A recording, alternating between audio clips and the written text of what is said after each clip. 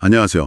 오늘 여러분과 함께 좀 깊이 들어가 볼 주제는요. 기독교 안에서 동성애를 어떻게 보는지 그 다양한 시각들입니다.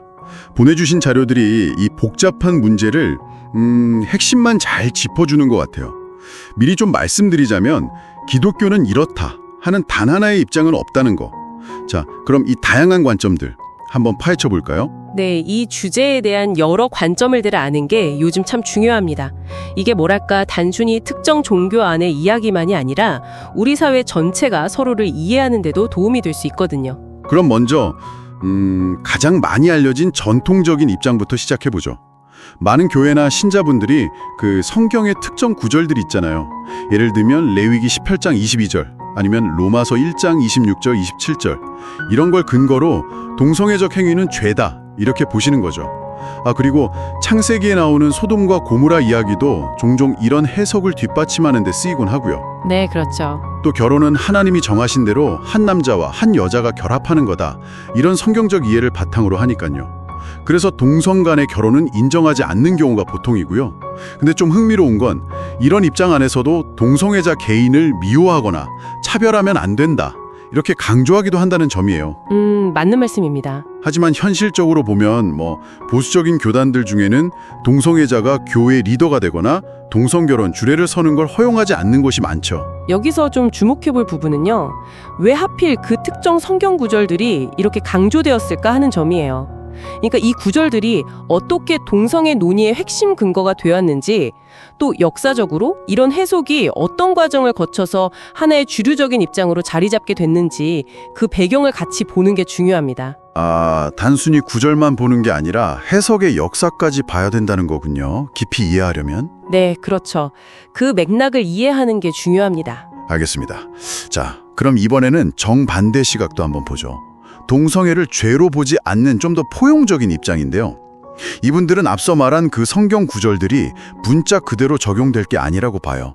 그 당시에 특수한 사회 문화적 배경, 예를 들면 고대 우상 숭배 관습이라든가 아니면 성적인 착취나 폭력 같은 맥락에서 이해해야 한다 이렇게 주장하거든요. 네, 해석의 방향이 다르죠. 이분들은 오히려 성경 전체를 꿰뚫는 예수님의 핵심 가르침, 그러니까 사랑, 용서, 환대, 또 약자를 보호하는 것, 여기에 훨씬 더 무게를 두는 거예요.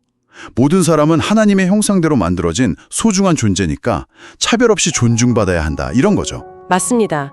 그 가치를 더 우선시하는 거죠. 그래서 실제로 이런 입장을 가진 교회들 중에서는 동성애자에게 목사 안수를 주기도 하고요. 동성 커플의 결혼을 축복하는 곳도 있다고 해요. 자료 보니까 미국, 캐나다, 유럽 일부 교단, 그리고 한국의 몇몇 교회에서도 이런 움직임이 있다고 하고요. 이 관점은 성경을 해석하는 또 다른 방식, 그러니까 해석학의 차이를 잘 보여줍니다. 뭐랄까 텍스트의 문자적 의미에만 갇히기보다는 그 너머에 있는 사랑, 정의, 평등 같은 더 큰 신학적 주제나 원칙에 초점을 맞춰 해석하는 접근법인 거죠. 이건 신앙 전통이라는 게 고정된 게 아니라 시대와 문화 속에서 계속 의미를 찾아가고 또 변화하고 적응해 나가는 모습을 보여주는 중요한 지점이에요. 말씀하신 걸 들어보니 단순히 맞다 틀리다를 넘어서 신앙의 핵심 가치를 어떻게 지금 여기에 적용할 거냐, 이런 깊은 고민이 담겨 있는 것 같네요.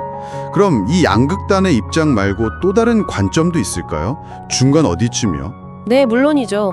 이 두 입장 사이에 정말 다양한 스펙트럼의 중간적인 입장들이 존재합니다. 예를 들면 동성애자에 대한 사회적 차별이나 혐오에는 분명히 반대예요. 하지만 교회 안에서 동성 결혼을 공식적으로 인정하거나 주례하는 것까지는 동의하지 않는 거죠. 그러니까 차별은 안 되지만 결혼은 좀 다른 문제다, 이런 입장이군요. 네, 그런 셈이죠. 교회의 전통적인 가르침은 지키면서도 동시에 동성애자들을 공동체의 일원으로 어떻게든 포용하려는 시도라고 볼 수도 있겠고요.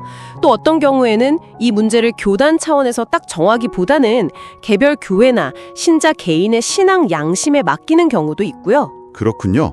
이게 딱 찬성, 반대 이렇게 나뉘는 게 아니라 그 사이에도 여러 복잡한 지점들이 있다는 거네요. 맞습니다. 이런 중간지대 혹은 뭐 회색지대라고 할까요? 이게 있다는 것 자체가 많은 교단이나 공동체 안에 현실적인 긴장감이 있고 또 끊임없이 대화하고 있다는 걸 보여주는 거죠. 어떻게 공동체의 정체성을 지키면서 다양한 신념을 가진 사람들과 함께 갈 수 있을까? 이런 깊은 고민이 담겨 있는 거예요.